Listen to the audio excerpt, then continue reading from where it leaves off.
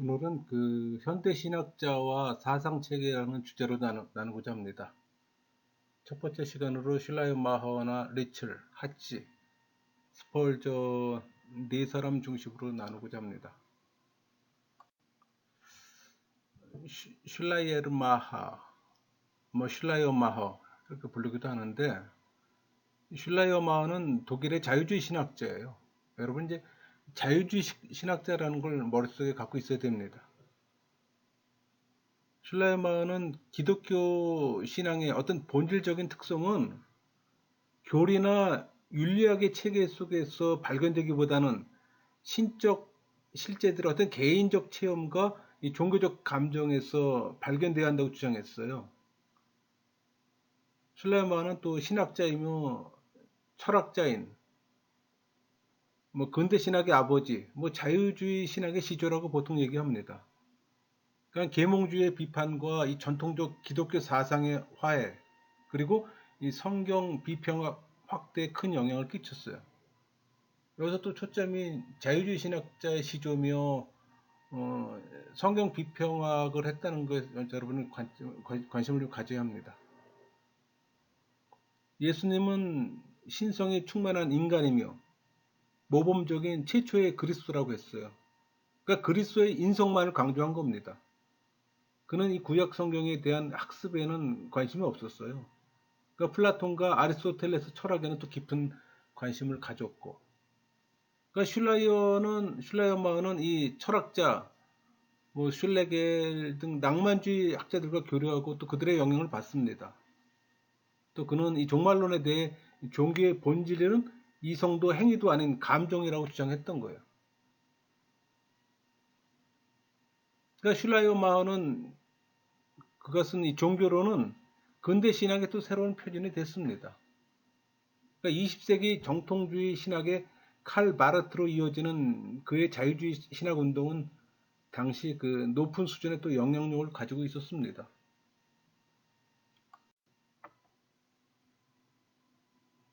그러니까 인간을 주체로 생각한 최초 신학자예요. 그러니까 주체로서 인간은 모든 삶과 생각의 중심이 되고 또 모든 것은 그 주체가 되는 자신에 의해 인도되어야 한다는 겁니다. 그러니까 주체로서의 인간에게 종교란 외부에 굴복하는 것이 아니에요. 이런 그의 생각은 전통주의 신학과 또 상당한 격차가 있습니다. 그러니까 이런 관점에서 자유주의 신학의 아버지로 불리우는 결정적인 이유가 되는 거예요. 그러니까 슐라이어마허는 스피노자의 범신론적 사유로서 자연과 함께하는 하나님을 수용하는 자세를 취합니다. 그는 하나님에 대해 말하는 것이 아니라 우주에 대해서 말하는 거예요. 또 그는 시대정신, 인간성, 보편적 상식주의를 인간의 개념으로 이해하고 그것을 신학적 입장에서 수용한 거예요. 그러나 그것을 수용함으로써 또 그것이 가지는 오류와 또 비판을 지적합니다. 그러니까 자신의 새로운 사관과 결합했고 또 근대 신학과 화해하는 이 자유주의 신학을 또 창설하는 계기가 된 거예요. 그러니까 슐라이어마허는 종교를 인간의 어떤 종교 경험과 감정으로 사고했어요. 그러니까 그는 기독교의 정통적 교리의 신앙 고백을 지지하지만 절대시하지는 않았던 겁니다.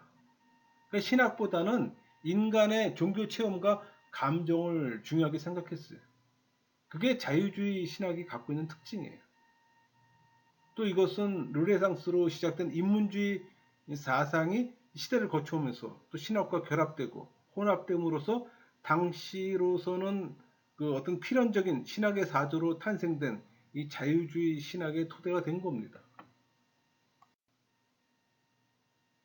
여러분, 슬라이마는 보편적 해석학이 정립되는 과정에서 가장 중심에 서 있었던 학자예요.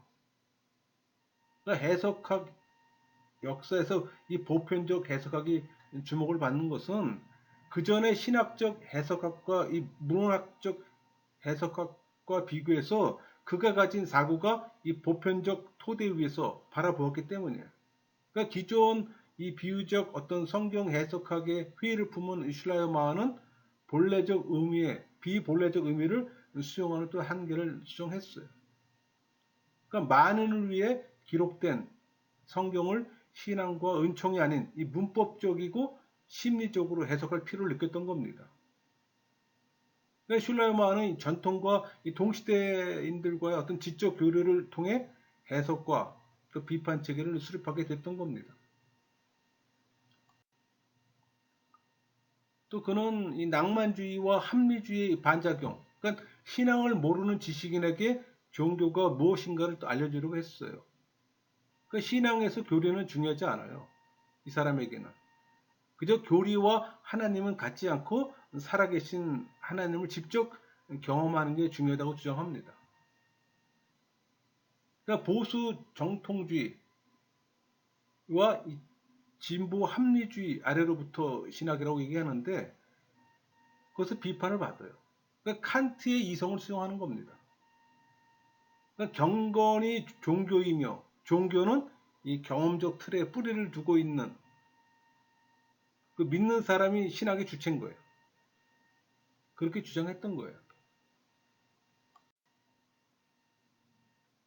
그 신라의 신학 사상에 결정적인 약점이 있어요. 그러니까 신라의 오류로 흔히 세 가지를 지적합니다. 범신론, 심리적 주관주의, 불가지론.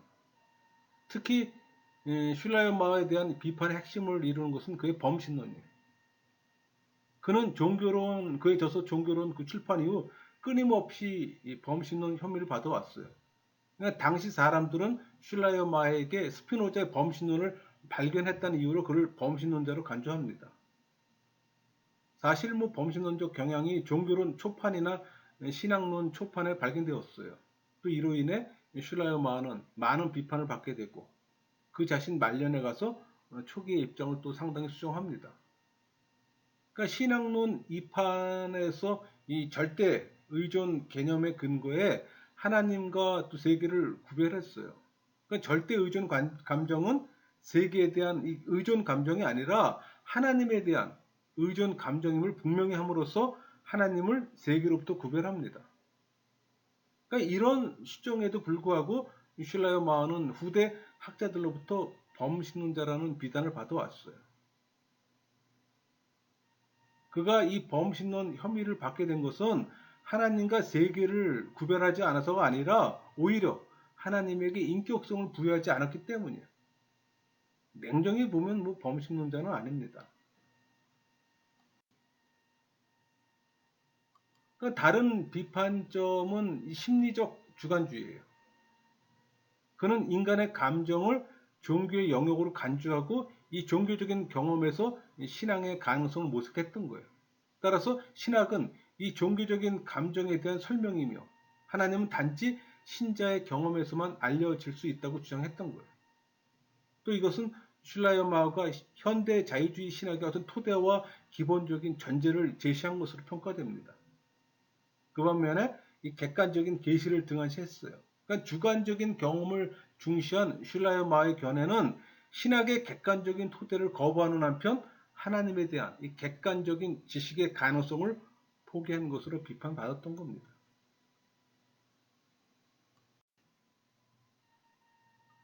또 다른 비판점은 이 심리적 주관주의예요. 그는 인간의 감정을 종교의 영역으로 간주했어요. 그러니까 종교적인 경험에서 신학의 가능성을 모색했던 거예요.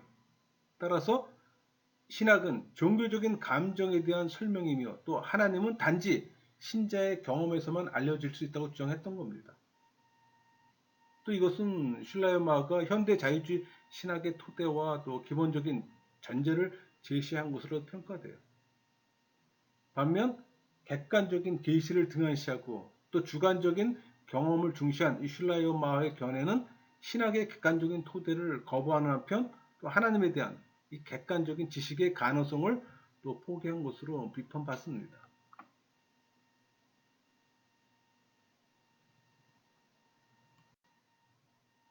이 슐라이어마호는 그 뭐 성경이나 신조, 뭐 교리를 신학의 토대로 삼는 전통적인 신학과는 달라요. 그러니까 인간의 종교적인 경험과 현실 상황을 신학의 기초 자료로 삼았던 거예요. 또 이것은 계시에 대한 연구를 인간의 종교적인 의식 연구로 신학으로 전락시킨 겁니다. 그러니까 슐라이어 마어는 그가 도달했던 결론이 아니라 그가 택했던 이 방향에 의해서 그리고 제시한 대답이 아니라 그가 제기한 문제에 의해 현대 신학의 아버지라는 또 영예를 누리게 되는 거예요.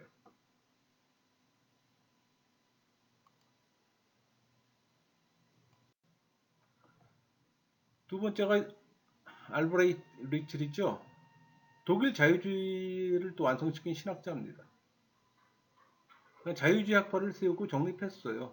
또 그에 따르면 신앙은 이성의 범위를 넘어서 다른 경험과 바꿀 수 없는 것으로도 이해합니다. 그러니까 신앙은 사실보다 가치 판단에서 비롯된 것이라고 말했던 거예요.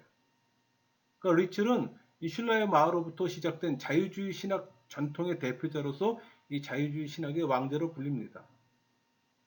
또 그는 이 계몽주의 철학자인 칸트의 사상에 근거해 기독교를 삶의 실천적 이상으로 해석했어요.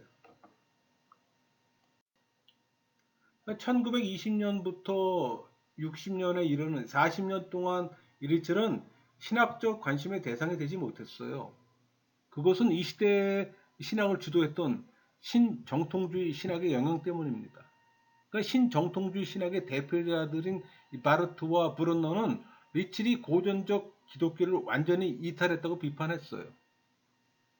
그러니까 리첼은 당시 기독교가 성경적이며 종교 개혁적인 모습을 상실하고 다른 형태로 변형되었음을 지적했던 거예요. 그러니까 칸트와 슐라이마의 사상 체계에 근거해 이 종교 개혁적인 기독교를 또 회복하려고 했습니다. 그러니까 그의 신학적 특징은 윤리적인 면을 강조한다는 거예요. 그러니까 리첼은 이 교수 활동을 통해 당시 독일 신학에 또 큰 영향을 끼칩니다. 또 그의 제자들이 20세기 이르기까지 하이델베르크 대학을 제외한 전 독일의 신학 교수직을 차지한 것이 그걸 증명해요. 그러니까 대표적인 제자로서는 바이스, 하르낙, 헤르만, 트릴체 등이 있어요. 그 리첼은 그 두 권의 책을 저술했어요. 근데 그게 이제 그 중에 하나가 이 칭의와 화해 그리스도적 교리. 근데 이 책에서 종교개혁자 루터가 진술한 이 칭의와 화해 교리의 기초에 기독교를 포괄적으로 해석한 책이에요. 두 번째가 이제 경건주의 역사. 그러니까 경건주의가 윤리적 기독교 본질을 손상시켰다고 주장합니다. 또 그는 경건주의를 기독교 생활의 어떤 이질적인 로마 카톨릭 개념이 개신교 안에 들어온 잘못된 부흥운동으로 간주했던 거예요. 그러니까 리틀은 이 두 권의 책을 통해서 당시 최고의 프로테스탄트 조직 신학자라는 또 국제적인 명성을 얻게 됩니다.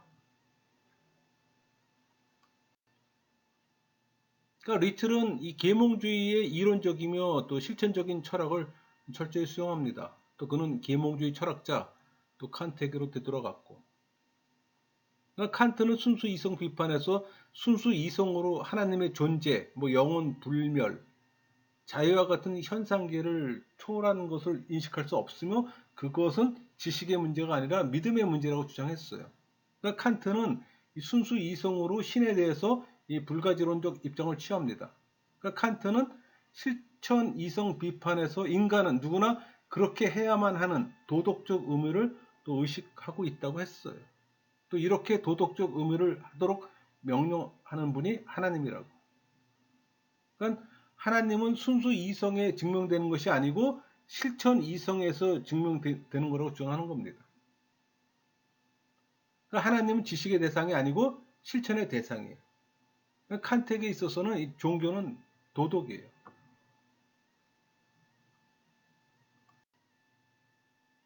그러니까 칸트는 이상적 어떤 도덕을 최고선이라고 말했어요. 그러니까 최고선의 두 요소는 덕과 행복입니다. 또 이것에 근거해서 최고선을 최상선과 완전선으로 또 나눠요. 그 최상선은 인간의 의지와 도덕 법칙이 완전하게 조화를 이루는 상태, 곧 거룩을 말하는 겁니다. 그러니까 거룩 혹은 덕이 최상선이긴 하나 완전선은 아니에요. 그러니까 착한 사람은 착한 만큼 행복해야 된다는 소망이 있어야 한다는 의식이 인간에게 있기 때문에. 그러니까 완전선은 덕과 행복이 일치하는 경지를 말하는 거예요. 그러니까 다른 말로 덕에 비례한 행복을 의미하는 거예요. 그러니까 도덕적 존재로서 인간은 최상선을 성취하는 것이 의무입니다. 그러나 죽을 수밖에 없는 존재인 인간은 단지 그것에 접근할 수 있지만 도달하지 못해요. 거기에 도달하려면 조건이 영원 불멸입니다. 그러나 이 영원 불멸이 최상선을 성취하게 하나 완전선을 또 성취하지는 못해요. 그러니까 행복은 덕과 전적으로 다른 것이기 때문에. 그러니까 행복은 자연 세계에 속하는 반면 덕은 도덕 세계에 속하기 때문에. 그러니까 이 두 세계는 완전히 분리되어 있어요. 그러니까 칸트에게서는 이 도덕적 이상적 상태인 최고선을 이루기 위한 조건이 영원 불멸과 하나님의 존재예요. 여러분, 이 칸트의 사상은 두 가지 면에서 리첼의 신학에 영향을 미쳤어요. 하나는 이론적으로 하나님에 대한 지식이 원천적으로 불가능하다는 겁니다. 또 하나는 이 종교적 사상은 본질적으로 실천적이며 도덕적이라는 신념의 기초에 기독교의 의미를 또 해석한 점이에요. 그러니까 리첼이 기독교를 규정할 때 형이상학적 성격이 아니라 도덕적이고 윤리적 성격을 지닌 것이라는 것이 대표적인 예예요. 그러니까 리첼은 기독교를 하나님의 나라를 창건한 예수 그리스도의 인격과 사역 위에 세워진 영적, 윤리적 종교로 정의를 했던 겁니다. 그러니까 기독교는 하나의 중심을 가진 원이 아니라 두 개의 중심을 가진 타원이, 그러니까 영적 중심과 도덕적 중심이 그거예요.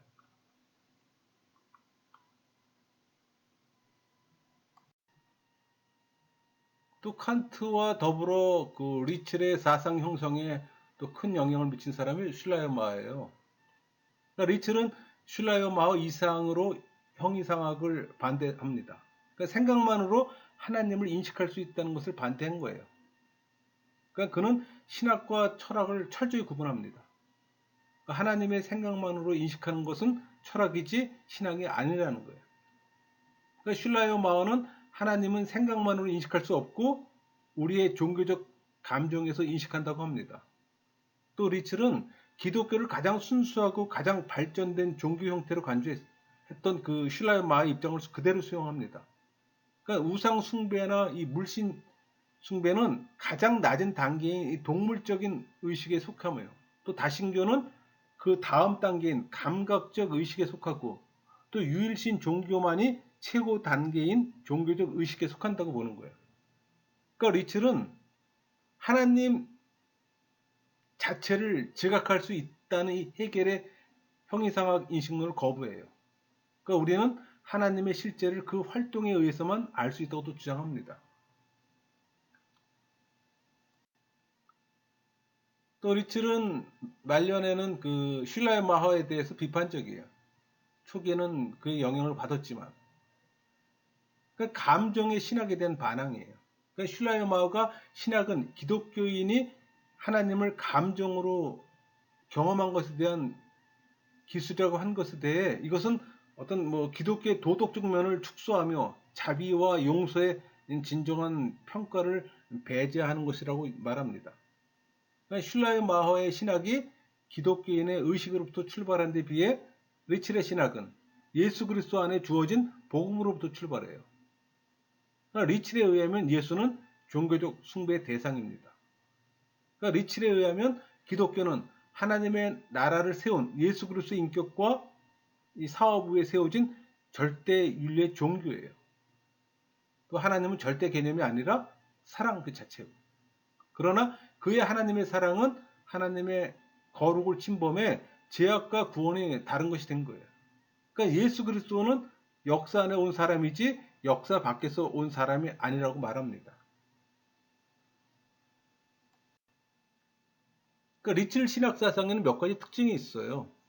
그 첫째가 그 리첼은 신학에서 사변적인 합리주의를 축출하려고 했습니다. 그러니까 사변적 이 합리주의는 이미 확립된 어떤 철학 개념의 체계 속에 복음을 집어 넣으려는 거예요. 그러니까 해결주의자들은 신학은 철학적 개념과 판단에 따라야 한다는 걸 강조합니다. 이에 반해서 리첼은 오히려 신학에서 형이상학을 제거하려고 했어요. 먼저 신앙이 존재하고 형이상학은 그 후에 그 신앙을 변하기 위해 채용된 것에 불과한 것이라고 봤던 거예요. 그러니까 리첼에 따르면 살아계신 하나님에 대한 어떤 견해가 형이상학에서 말하는 이 보편적 이념의 어떤 영역을 훨씬 초월합니다. 또 두 번째가 리첼은 그 신학에서 주관주의를 배제하려고 했어요. 그러니까 주관주의는 역사적 사실이 아닌 신자의 마음속에 일어나는 경험을 신학의 토대와 출발점으로 삼으려는 입장입니다. 그러니까 역사에 무관심한 것이 주관주의 특징이자 약점이에요. 그 대표적인 예가 슐라이어마우잖아요. 그는 신학을 종교적 감정에 대한 기술이라고 말했던 겁니다. 그러나 리첼은 인간의 감정이 아닌 성경의 계시를 토대로 신학을 삼았던 겁니다. 셋째가 리첼은 신학으로부터 신비주의와 경건주의를 제거하려고 했어요. 그러니까 신비주의는 하나님과의 합의를 열망하고 관상기도, 그러니까 그것을 종교의 본질로 간주하는 겁니다.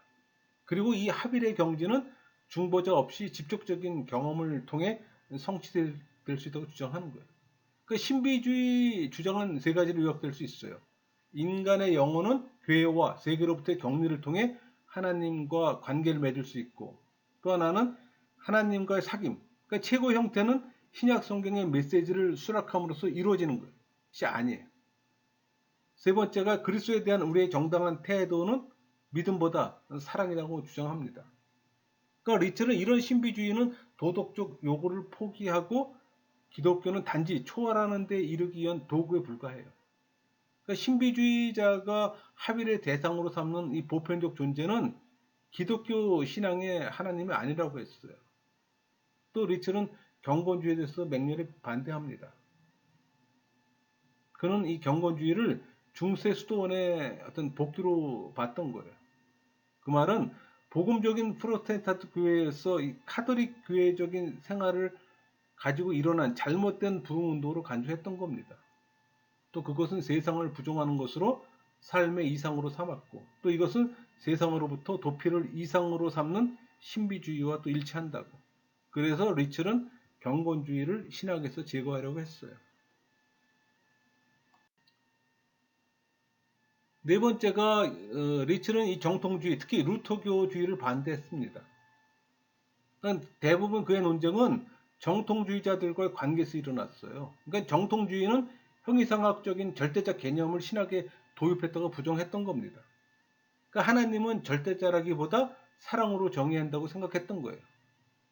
그러니까 슐라이어 마오가 기독교의 본질을 하나님에 대한 인간의 직접적 경험이라고 말한 것에 반해서 이 리첼은 기독교를 하나님 나라를 창건한 그리스도의 인격과 그 사역 위에 세워진 윤리적인 종교라고 정의했던 겁니다. 많은 차이가 있죠. 그러나 기독교는 윤리적 종교가 아니잖아요. 그러나 윤리적이어야 합니다. 그러니까 기독교의 윤리는 일반 종교에서 강조되는 측면에서 윤리와는 아무런 관련이 없어요. 그 말은 기독교는 선행으로 궁극적 목적에 다가가는 일반 종교와는 달라요. 기독교는 선행으로가 아니라 하나님의 은혜로 궁극적 목적에 이룰 수 있다고 가르칩니다. 그러니까 기독교는 종교적인 신앙과 윤리학이라는 이중 구조를 가지고 있고, 또 기독교는 하나의 중심을 가진 원이 아니라 두 개의 초점을 지닌 타원과 같아요. 그러니까 하나의 초점은 예수이며 이것은 종교적 중심이요. 그러니까 그리스도를 통한 구속을 의미하는 겁니다. 또 리첼은 기독교 신학 발전에 큰 영향을 미친 것은 그의 하나님 나라 개념이에요. 그러나 하나님 나라를 종말론적인 것으로 이해하지 않고 윤리적인 것으로 이해한 것이 리첼 주장의 특징입니다. 그러니까 하나님 나라가 역사적으로 예수의 인격에 토대한다는 것을 강조했어요. 또 그리스도는 그 나라의 창건자이며 또 그 일을 위해 이 세상에 온 거예요. 그러니까 하나님은 그리스도를 통해 하나님 나라를 이룩합니다. 그러니까 그리스도의 사역은 하나님 나라의 창건자로 맡은 바 사명을 성취하는 거예요. 또 하나님 나라를 실현하고 확신하는 것이 기독교인의 목표 임무인 겁니다. 그러니까 인간 사회 전체를 하나님 나라로 전환시키는 것이 그의 최종 목표예요. 그러니까 리츠는 하나님 나라를 하나님과 인간의 궁극적 목적으로 간주했던 겁니다. 그러니까 하나님 나라 건설이 하나님이 인간과 화목을 이루는 목적이므로 하나님의 목적과 인간의 목적이 하나님 나라에서 서로 일치한다고 주장했던 거예요. 그러니까 리틀은 그 칭의와 화해에서 종교 개혁자들이 어떤 성경적인 기독교 본질적 요소를 회복하고 교회를 개혁하려고 했던 노력을 높이 평가했지만 그 결과는 만족스럽지 못하다고 비판했어요. 그러니까 리틀은 특별히 그 루터의 신학을 비판합니다. 루터는 칭의를 인간 삶의 이상으로 규정했어요. 그러나 그 칭의를 죄의 개념으로 제거하는 것으로 보지 않았어요. 오히려 인간 스스로 죄를 제거할 수 있다고 생각했던 거예요. 그 칭의는 인간에 대한 하나님의 행위잖아. 그러니까 인간은 칭의에 의해 하나님과 올바른 관계를 가지게 되며 죄나 죄책감에 의해 방해받지 않고 그 자신의 궁극적 목표인 하나님 나라 건설에 참여합니다. 또 이에 비해 리첼은 칭의의 교리를 이 법률적인 면에서 이해하기보다 윤리적인 면에서 이해했던 거예요. 그러니까 하나님은 의인을 의롭다고 하는 것이 아니라 죄인을 의롭다고 했어요. 그러니까 하나님은 입법자와 심판자가 아니라 아버지로 표상됩니다. 그러니까 칭의를 통해 하나님은 신자를 자녀로 대하고 신자는 하나님을 아버지로 대하는 이 새로운 신뢰 관계에 들어가는 거예요. 또 이로써 죄인이 가지는 공포, 불신, 소외, 죄책에 대한 이 의식을 극복하게 되는데 이것을 화해로 보았던 겁니다. 그러니까 화해는 칭의의 결과예요. 그러니까 리첼의 문제는 화해를 하나님의 행위라기보다 인간의 경험으로 규정했던 거예요.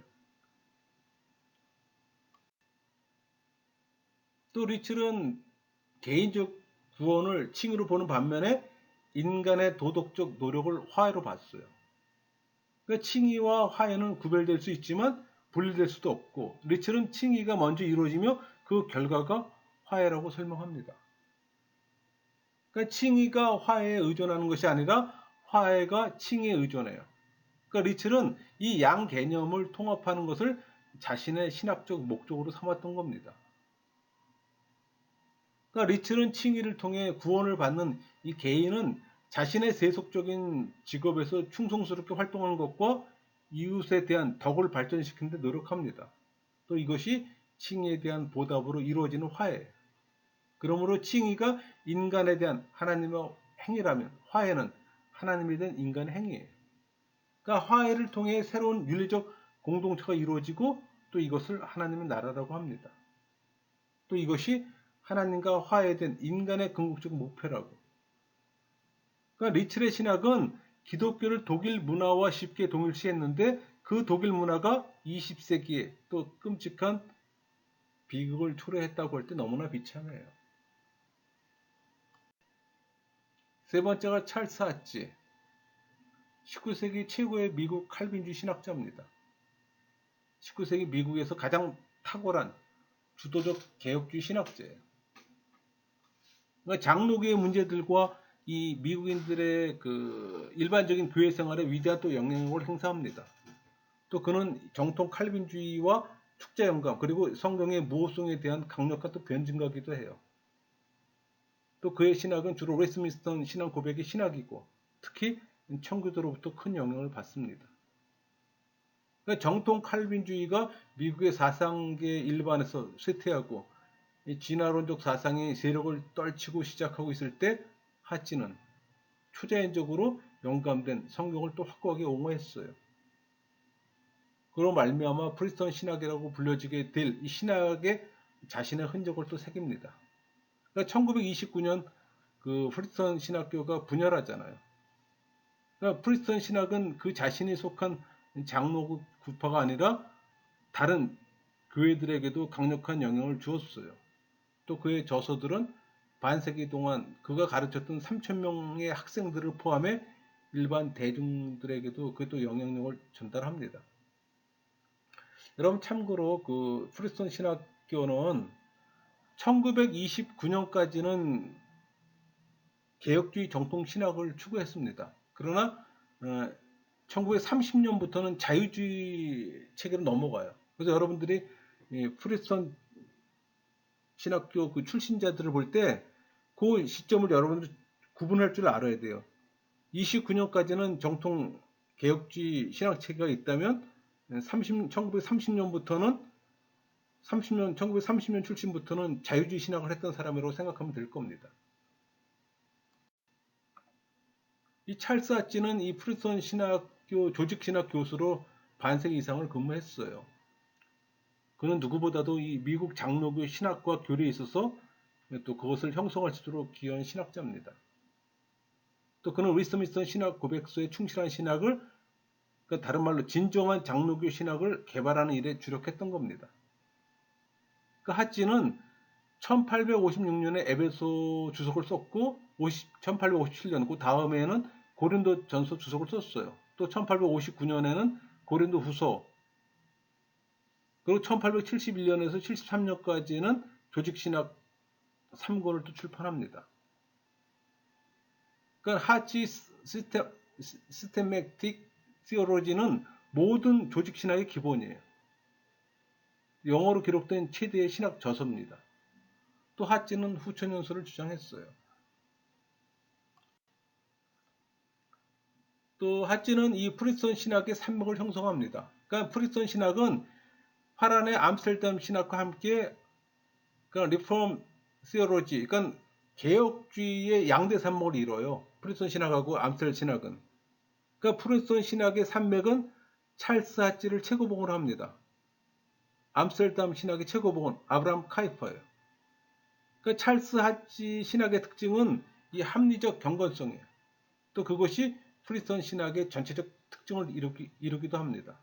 그것은 마치 아브라함 카이퍼 신학의 특징은 활동적 어떤 문화 지향성인데 비해 그것은 이 암스테르담 신학의 어떤 전체 어떤 특징을 이루고 있는 것과 같다고 볼 수가 있어요. 이 찰스 하찌의 조직 신학은 웨스민스턴 신도 개회에 입각한 장로의 신학을 수립합니다. 그러니까 장로 정치의 의의와 또 중요성으로 교회론을 또 중요시해요. 또 이 근본 정신은 웨스민스턴 신도 개회에 또 인용합니다. 그러니까 프리스톤이 어떤 새로운 신학을 조직한 것이 아니고 역사적 칼빈주의를 발전시킨 거예요. 그러니까 교회는 인간의 구원을 성취하는 기관이에요.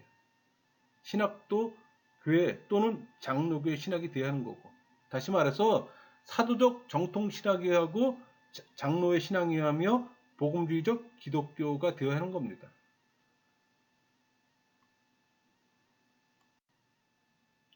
또 하찌는 이 합리적 신학 전개에 뛰어났어요. 그러니까 그 반틸 박사가 이따금 하찌의 합리주의적 경향성을 또 비판합니다.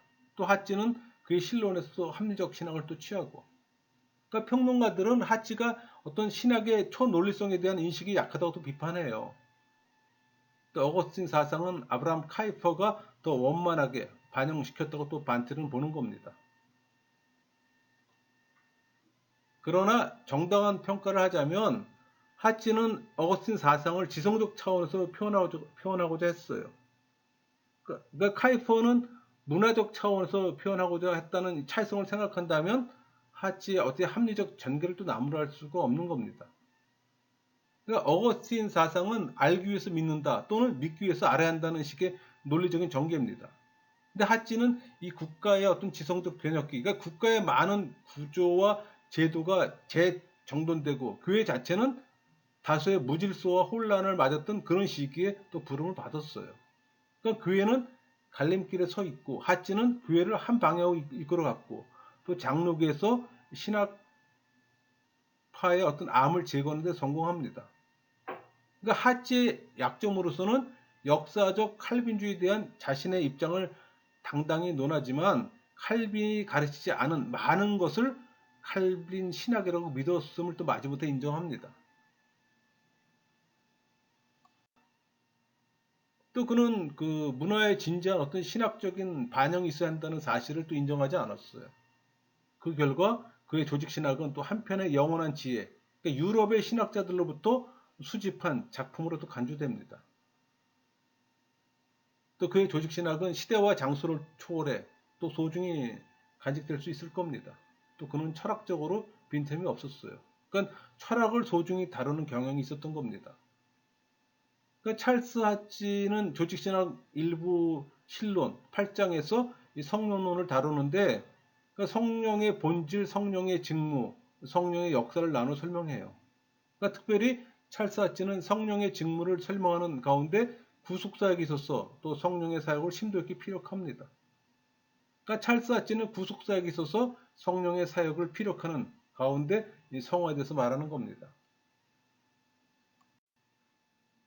또 하치는 이 구원 가정의 모든 곳에서 성령의 능력이 포괄적으로 역사한다고 보고 이 성령의 방편으로 하는 성화를 논했던 거예요. 그러니까 찰스 하치는 성화는 초자연적 사역이라고 말합니다. 그러니까 실천의 가치와 은혜를 통해 영혼은 그리스도와 연합을 이루어요. 또 예수 그리스도 연합에 의해 확고해진 성령의 내재하심은 또 새로운 영적인 삶의 근본이 되고 그리고 영혼은 하나님의 형상으로 변하게 되는 거예요. 그것이 정신을 밝히는 성령의 임무예요. 그러니까 성화의 사역은 성령의 모든 은혜의 실천을 위해 베푸시는 하나님의 끊임없는 행하심을 통해 또 수행된다고 합니다. 또 우리는 그리스도께서 왕직을 수행함으로 우리가 간과하거나 과소평가해서는 안 되는 거예요. 그러니까 그리스도께서는 백성을 통치하시고 복종, 지배, 보호, 구속하게 하시며 또 모든 대적들을 물리치신다고 말합니다. 그러니까 성화의 열매는 선행이에요. 그러니까 어떤 적선의 열매를 강조하고 이 세상 삶에서 타락 때문에 인간의 그 어떤 사역도 완전하게 선한 것은 아니라고. 그것은 가치론이 버려져야 할 뿐 아니라 좀 더 명확하게는 모든 적선의 사역이 불가능해진다는 걸 의미한다고 말합니다.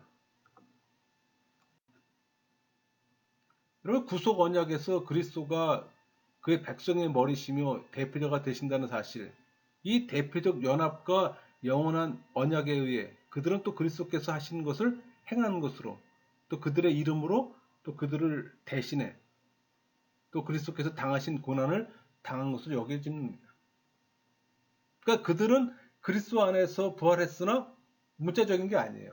때문에 그리스도의 행위는 그들의 행위가 되었지만 이것은 또 대표적인 원리에 의해서입니다. 그러니까 구속 언약에 의해 그리스도께 약속된 이 상급은 그의 백성들의 칭의, 성화, 그리고 영원한 구원이에요. 그러므로 신자의 칭의의 법적 근거는 그리스도의 순종과 고난이에요. 또 이것이 언약에 의해 그리고 하나님의 은혜로 말미암아 의롭다함을 받으며 또 그의 영으로 말미암아 거룩하게 되는 겁니다.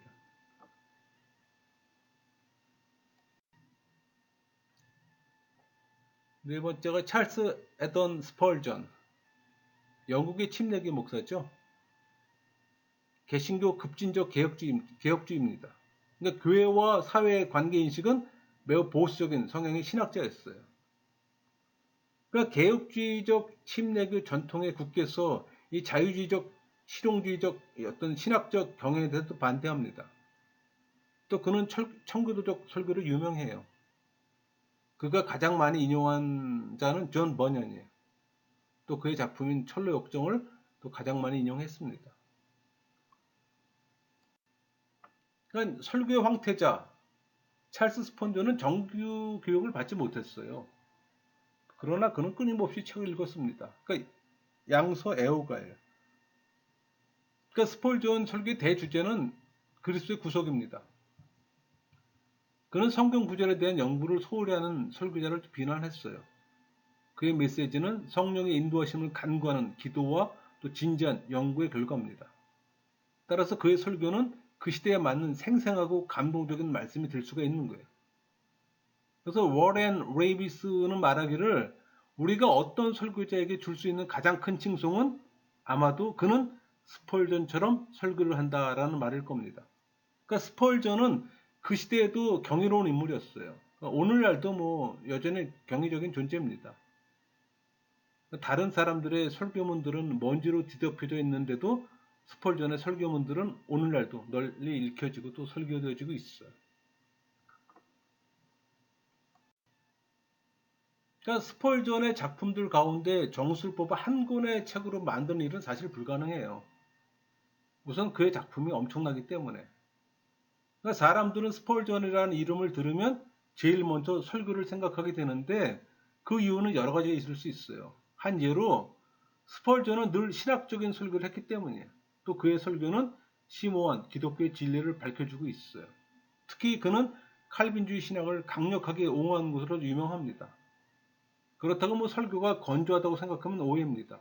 그의 설교는 단순히 신선함과 함께 많은 사람들의 심금을 울릴 뿐 아니라 또 활력이 넘치고 진지해요. 또 설교할 때마다 생명을 걸고 설교하기에 그의 영혼 깊은 곳에서 우러나오는 예수의 믿음을 또 볼 수가 있습니다. 그러니까 마지막으로 스펄전은 늘 청중과 지적인 전투를 벌이기 때문에 항상 복음적인 분위기가 배어 나오는 거예요. 여러분 스펄전의 작품을 가볍게 여기서는 안 돼요. 특히 그 스펄전 목사로는 스펄전이 그의 목회자 학교에 있는 학생들을 위해 특별히 준비한 책이잖아요. 오늘날도 읽혀집니다. 특히 목회기를 가르는 사람들의 필독서예요. 또 그는 우리와 동일한 사람이었지만 영혼에 대한 불타는 사랑으로 자신의 주인이신 하나님의 영광과 그리스도의 십자가를 위해 모든 것을 아낌없이 드렸던 실로 위대한 하나님의 사람입니다. 그는 매번의 설교를 위해 수시간을 기도했어요. 그는 결코 제목 설교를 한 적이 없어요. 항상 성경 본문으로 강의 설교를 합니다. 그럼에도 불구하고 그의 내용이 다른 설교 3,500여 편을 중복해서 설교한 적이 없어요. 그 영혼을 사랑하는 그 뜨거운 마음은 그가 그토록 많은 설교를 했음에도 불구하고 많은 시간을 개인 전도하는 데 보낸 것을 보면 우리가 알 수가 있습니다. 그러니까 그는 내가 소유한 것 중에서 받지 않은 것은 하나도 없다라는 사실을 꼭 명심하도록 해주기를 하나님께 간구했어요.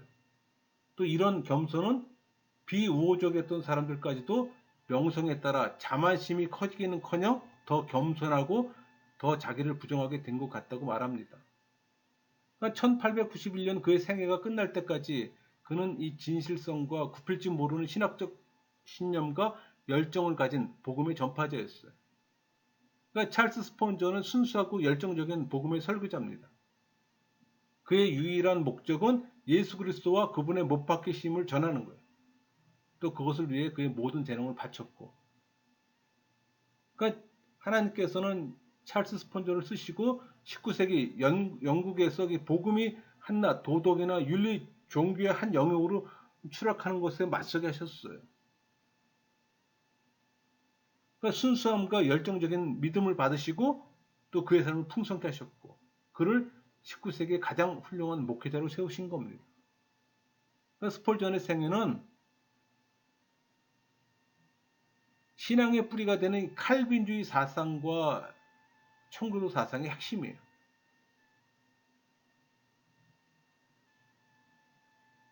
그러니까 스펄전 하면은 칼빈주의와 청교도 사상을 떠오르면 되는 겁니다. 이렇게 해서 우리가 네 사람의 신학자의 신학 체계를 나눴습니다. 말씀을 마치겠습니다.